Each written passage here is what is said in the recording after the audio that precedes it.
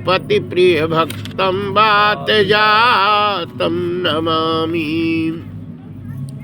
बोलिए श्री कृष्ण भगवान की जय।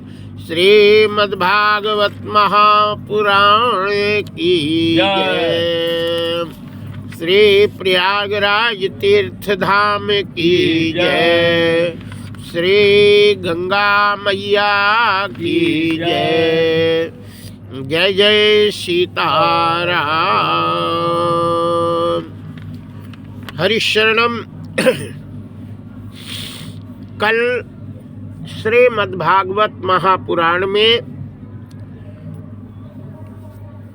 पांचों पांडवों का सिर काट करके अश्वत्थामा ले जाता है, लेकिन वो पांचों पांडवों का सिर नहीं था, वो उनके पुत्रों का था जो पांडवों जैसे ही थे।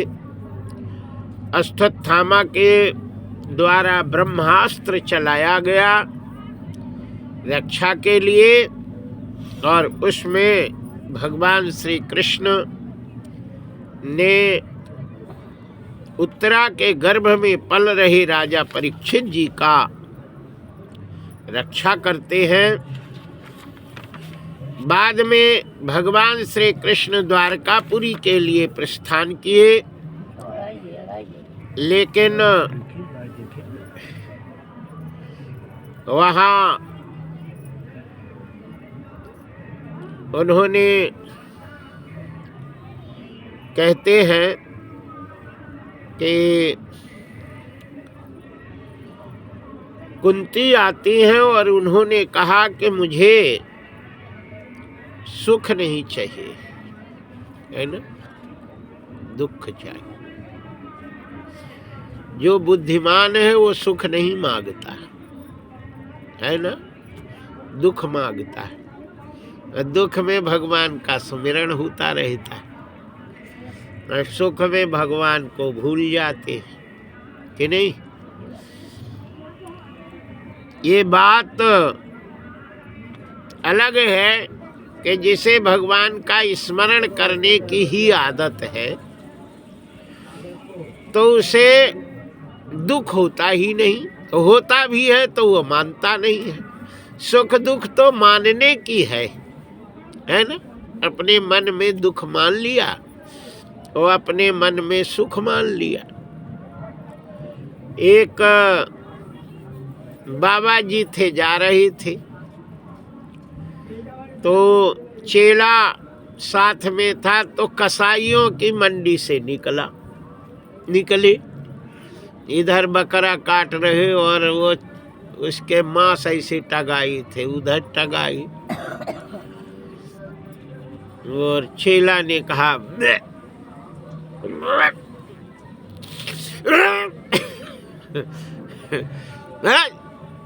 गुरु बाबा अच्छी जगह ले आए, बहुत कष्ट हो रहा, बहुत दर्द हो रहा है, अपने जो इतनी बदबू आ रही है, बहुत कष्ट हो रहा है। गुरु बाबा ने कहा कि ये काट रहे हैं, वही छील छील के लटका रहे, इनको बदबू नहीं आती।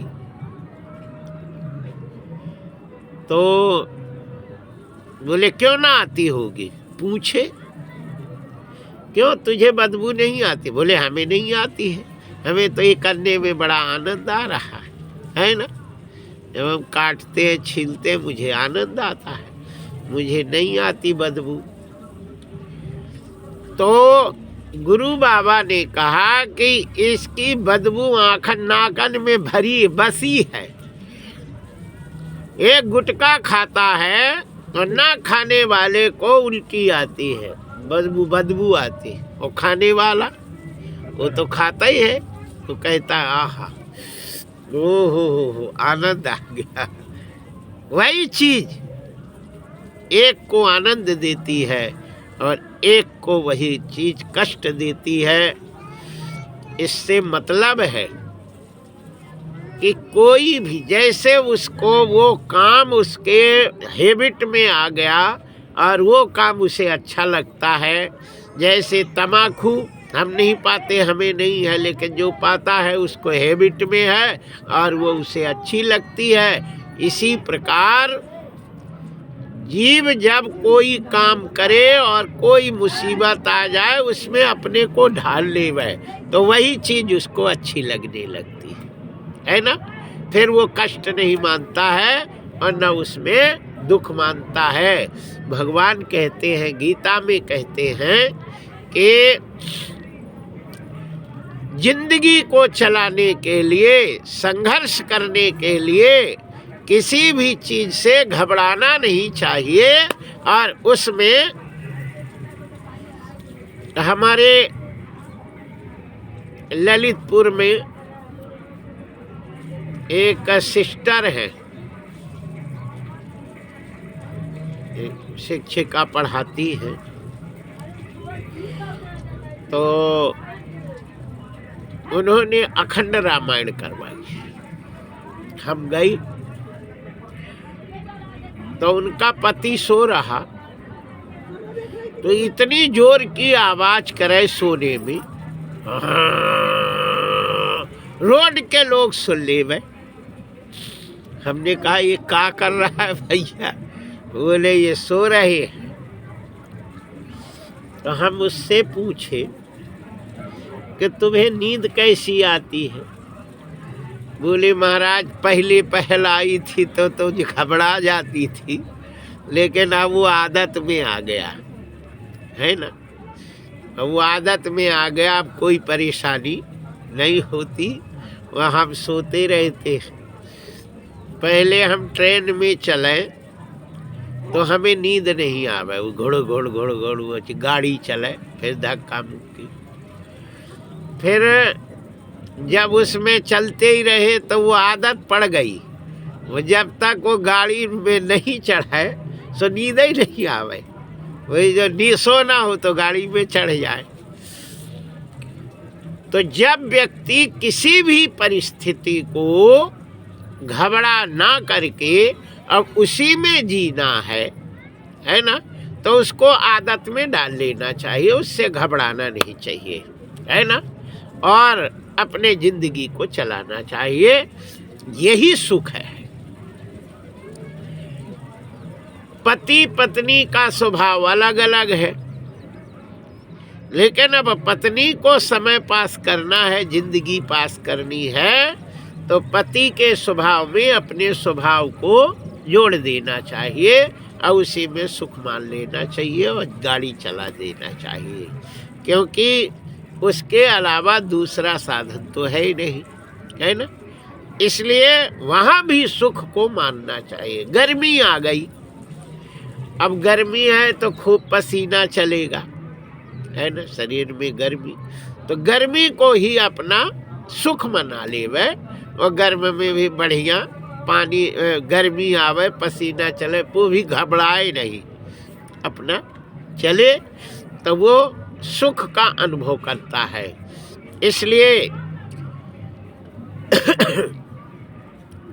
हमारा कहने का कुल तात्पर्य है कि वही बिछा दो, बढ़िया वो दरी है उसके ऊपर दरी बिछा दो। हाँ हाँ, बिछा दो उसको बिछा दो, झाड़ू धर करके और आगे बिछा दो। बोलिए बाके बिहारी लाल की जय। हर व्यक्ति अपने अपने भाग्य को के अनुसार उसको ले करके आया है और उसको उसी परिस्थिति में जीना है। इसलिए उस परिस्थिति में अपने आप को डालकर और उसे सरल बना लेना चाहिए, सुख बना लेना चाहिए, और उस स्थिति में भगवान का स्मरण करते रहना चाहिए, भगवान का नाम लेते रहना चाहिए। बस यही सुखी जीवन का उपाय है, क्योंकि उसके अलावा तुम्हें कहीं भी है ना व्यवस्था नहीं है। बस रोना हाथ लगेगा, जहाँ जाओगे वही तुम्हारे पास समस्या होगी। इसलिए भटकना, इधर उधर कहना, रोगों से रोना से अच्छा है कि चुपचाप रह करके और अपने जो है जिंदगी को आनंदमय बनाओ।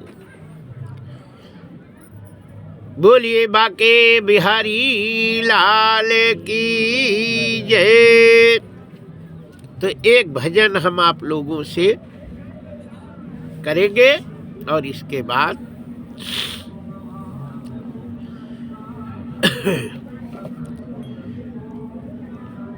कोई चाहे लाख चतुराई, उसी घर सबको जाना है। करो चाहे लाख चतुराई, उसी घर सबको जाना। करो चाहे लाख चतुराई, उसी घर सबको जाना है। उसी घर सबको जाना है, उसी घर सबको जाना है। करो चाहे लाख चतुराई, उसी घर सबको। न हाथी है न घोड़ा है, वहाँ पैदल ही जाना है। न हाथी है न घोड़ा है, वहाँ पैदल ही जाना है। न हाथी है न घोड़ा है, वहाँ पैदल ही जाना है। करो चाहे लाख चतुराई, उसी घर सब। करो चाहे लाख चतुराई, उसी घर सब को जाना। लड़कपन खेल में खोया, जवानी नींद भर सोया। लड़कपन खेल जवानी नींद भर सोया। बुढ़ापा देख कर रोया, यही किस्सा पुराना है। बुढ़ापा देख कर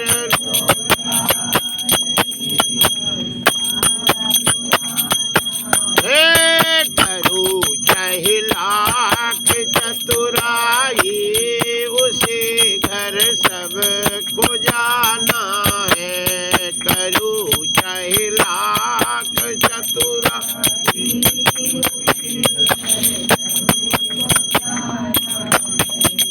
करो चाहे लाख चतुराई, उसी घर सबको जाना है। करो चाहे लाख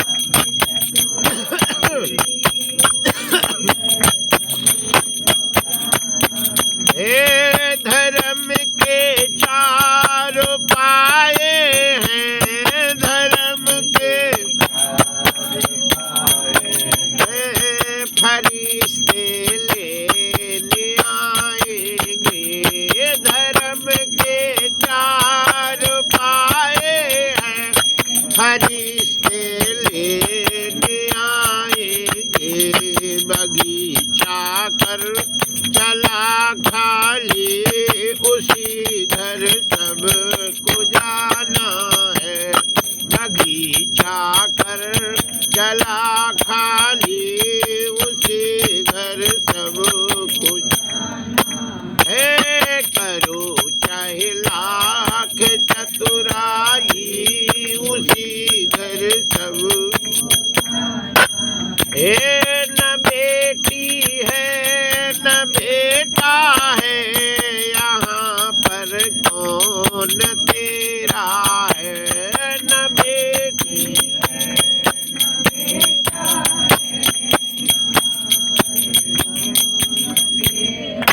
है न बेटी है न बेटा है, यहाँ पर कौन तेरा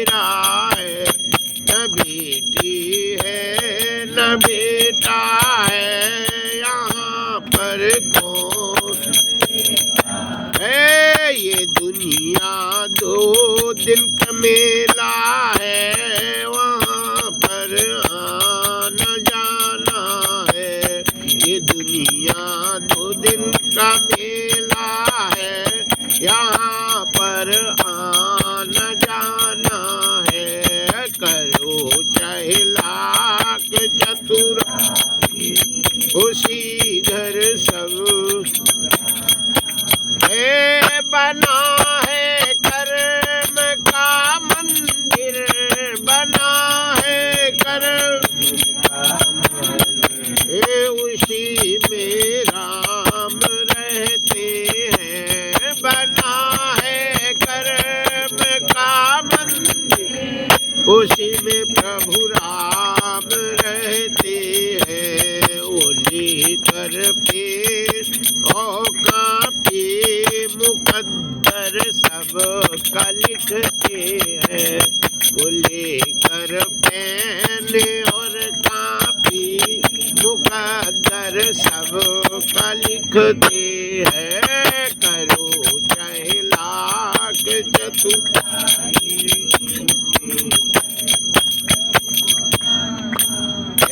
बोलिए बाके बिहारी राम झरोखा बैठ के सबका मुजरा ले।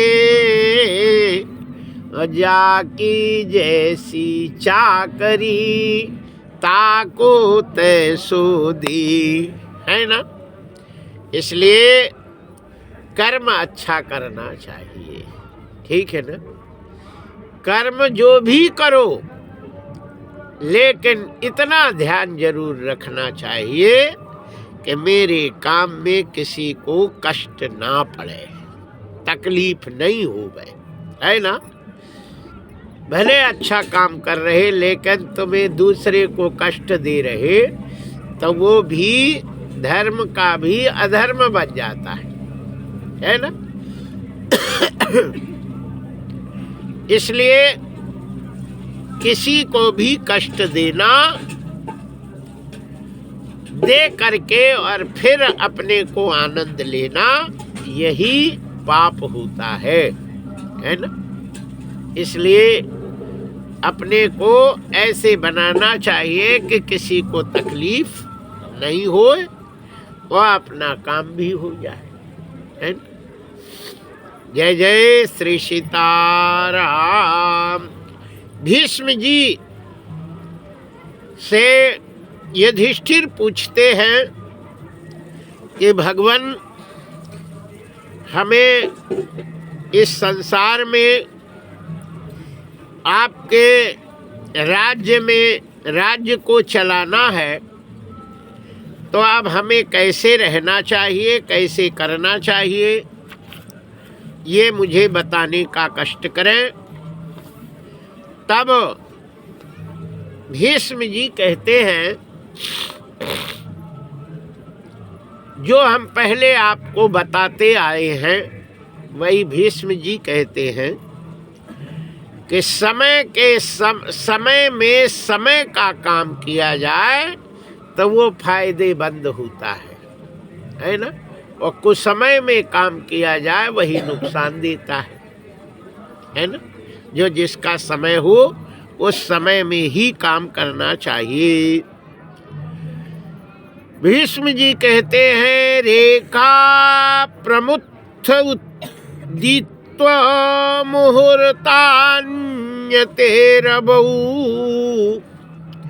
प्रातः स्मृतितः कालो भागवस्याह मध्यमः। 2 घड़ी अर्थात 48 मिनट का एक मुहूर्त होता है। एक मुहूर्त कितने मिनट का होता है?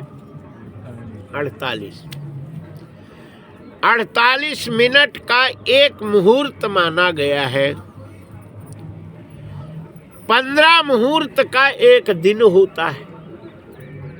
15 मुहूर्त का एक दिन होता है और 15 मुहूर्त की रात होती है। 24 घंटा में 30 मुहूर्त होता है। कितने होते हैं? 30 मुहूर्त होते हैं। सूर्योदय से 3 मुहूर्त प्रातः काल कहलाता है। सूर्योदय होने के 3 मुहूर्त, 3 मुहूर्त पहले प्रातः काल होता है, फिर 3 मुहूर्त संगम काल होता है, फिर 3 मुहूर्त मध्याह्न काल होता है, फिर 3 मुहूर्त अपराह्न काल होता है, फिर 3 मुहूर्त का सायं काल होता है ना। 5 मुहूर्त होते हैं। तो 3 पछे 15 मुहूर्त का दिन हुआ। इस प्रकार मनुष्य को चाहिए कि स्नान आदि से शुद्ध होकर पूर्वाह में देवता संबंधी का दान करना चाहिए। स्नान वगैरह, पूजा वगैरह, दान वगैरह ये सुबह के मुहूर्त में करना चाहिए। मध्याह्न में मनुष्य संबंधी कार्य, अपराह्न में पितर संबंधी कार्य।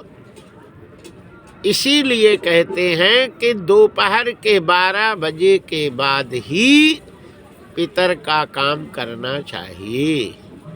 8 बजे नहीं तुम तू करके और काँव काँव करके तुम धर दे है ना।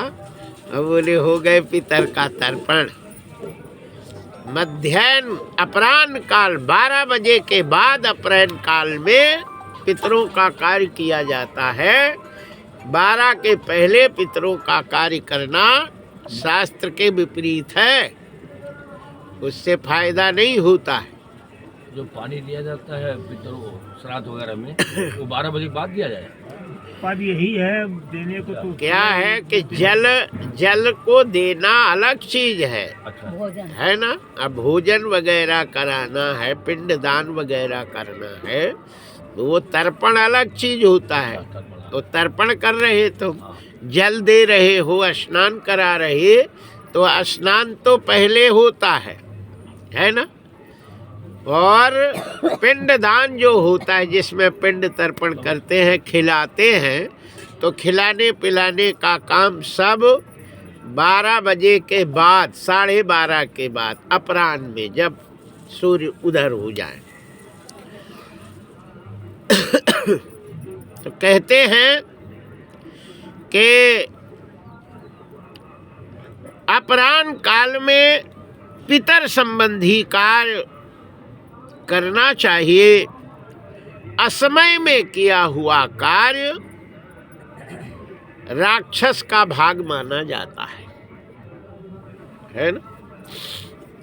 अब तुम 8 बजे सूर्योदय के पहले नहाना है और तुम 12 बजे नहाओ, है ना, 1 बजे 2 बजे, तो वो सब राक्षस का काम माना जाता है।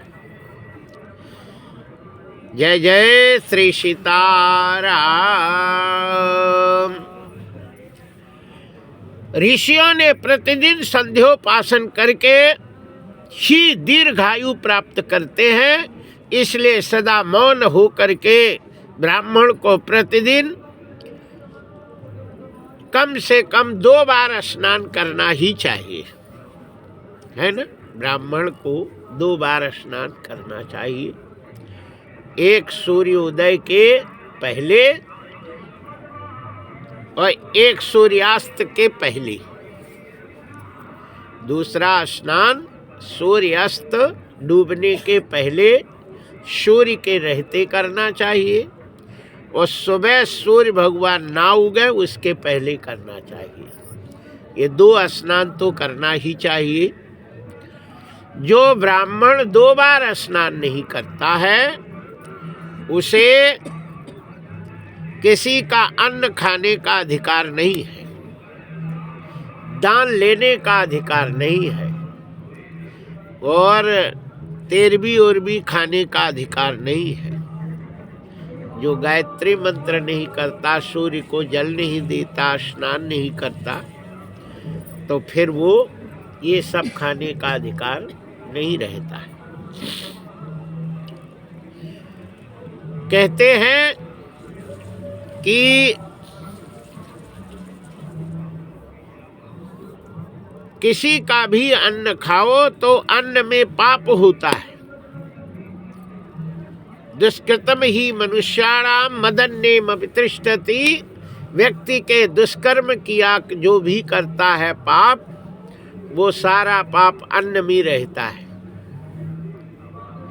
सो यहाँ पूछते हैं कि पुण्य अन्न में नहीं रहता। बोले पुण्य अन्न में नहीं रहता, पाप अन्न में रहता है ना। तुम सोचो कि हम अन्न दे दे तो हमारा पुण्य चला जाएगा, तो अन्न देने से पुण्य नहीं जाता है ना, पुण्य बढ़ता है और पाप जाता है, क्योंकि अन्न में पाप रहता है। और जब पाप चला जाएगा, अंधेरा चला जाएगा, तो उजाला तो हो ही जाएगा कि नहीं। पुण्य आने पर पाप चला जाएगा तो पुण्य आ जाएगा, अंधेरा चला जाएगा तो उजेला आ जाएगा। श्री भीष्म जी कहते हैं कि स्नान करना,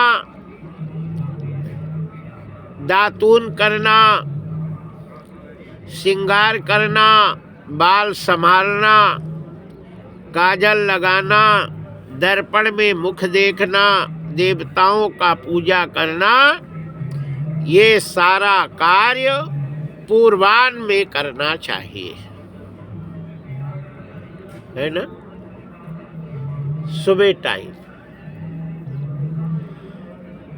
ये सब काम सुबह का काम है। दोनों संध्याओं एवं मध्याह्न के समय, सूर्य उग रहा हो, सूर्य अस्त हो रहा हो, उस समय सोना नहीं चाहिए, अध्ययन नहीं करना चाहिए, तेल ओल नहीं लगाना चाहिए, भोजन नहीं करना चाहिए और यात्रा भी नहीं करनी चाहिए।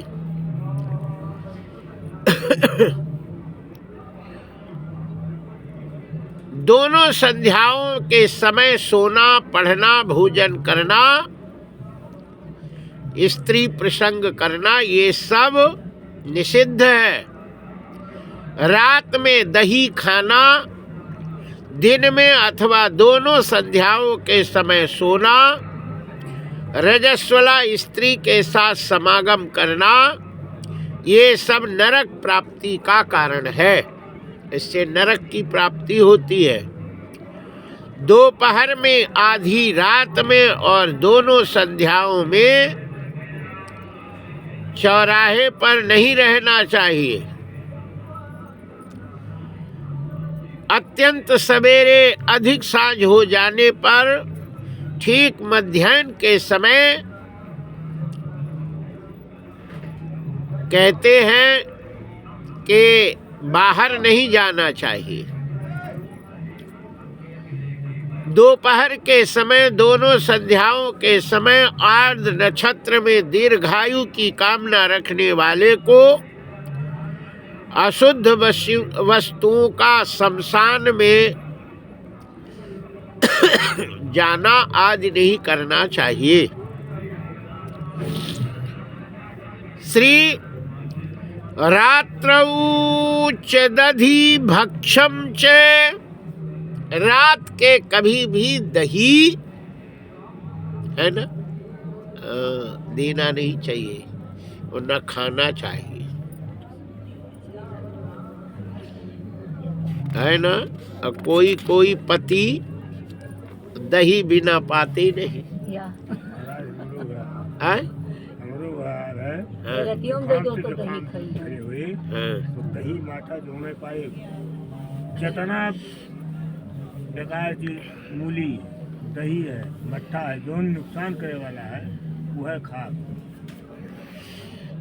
और वही से हमको लाभ होता है। नहीं होता है। शास्त्र में लिखा है अच्छा, कि जो रात्रि को दही खाता है वो विकलांग हो जाता है। विकलांग तो बन बैठे। हाँ, ये दही खाने का ही परिणाम है। तो बहुत हाथ नुकसान पैर है ना बेकार हो जाते हैं, विकलांग बन जाता है। वो फायदा इसको नहीं कहते, ये फायदा नहीं है। गया पुरुष जो खाए खटाई और गई नार जो खाए मिठाई, और गया पेड़ जहाँ बगुला बैठ जाए तब वो पेड़ खत्म हो जाता है। इसलिए स्त्रियों को खटाई फायदा करती है और पुरुषों को खटाई नुकसान करती है ना। रात्रि के समय जो दही खाता है लक्ष्मी जी चली जाती है। नोट है ना, इस जन्म में चाहे हो भाई, लेकिन अगला जन्म तो बिल्कुल नहीं, साफ है ना, प्लेटफार्म बिल्कुल साफ ही रहता है। रात को खटाई खाने से। हाँ नहीं, दही प्लेटफार्म है महाराज जी, नहीं? ये बात सत्य है। हाँ, रात्रि को दही खाने वाले को लक्ष्मी त्याग कर चली जाती है। कुचैलिनम दंतमलोपधारिणम बहुवासिनम निष्ठुर वाक्य भाषिणम सूर्योदयस्ते दिवापि सैनम विमुच्यते श्रीरपि चक्रपाणि। लक्ष्मी किसको त्याग देती है? प्रसंग आया, ये भीष्म जी ही बताते हैं, लेकिन आगे प्रसंग है, लेकिन हम पहले बताए देते। लक्ष्मी कहाँ नहीं रहती है ना। रात को दही खाने वाले के पास लक्ष्मी तो 7 जन्म तक नहीं रहती है ना। और इस जन्म में हो गए, लेकिन अगला जन्म तो बिल्कुल सीताराम समझो, प्लेटफार्म साफ। हाथ में नमक लेकर के और उसमें रख के खाने से लक्ष्मी चली जाती। किसी को हाथ में नमक देवे तो लक्ष्मी चली जाती। इसलिए हाथ में कभी नमक न देना चाहिए और न लेना चाहिए, और न हाथ में नमक रख के कुछ खाना चाहिए, है ना। हाथ में डाल लो और फिर ककड़ी उकड़ी ऐसे बोर के आए? नहीं तो कई जन खाते हैं, सो कई जन को तो कई जन का काम ही तो है। जय जय श्री से। इधर आ जाओ, इधर जो आप बुला रहे हैं महाराज जी, आइए इधर। साथ बढ़िया काम, कल आप आए नहीं, हम पूछ रहे हैं। पीछे बैठे थे कल आपका आवाज नहीं मिला। नहीं ये क्या है कि जो अपनी जगह छोड़ देवे तो उसको थोड़ी कहते हैं कि वो तुम्हारी जगह यहाँ है, अब पीछे बैठो तो मतलब नहीं हो। बस ये 1 नंबर कोई लड़के का 1 नंबर हो गए और 1 नंबर खाली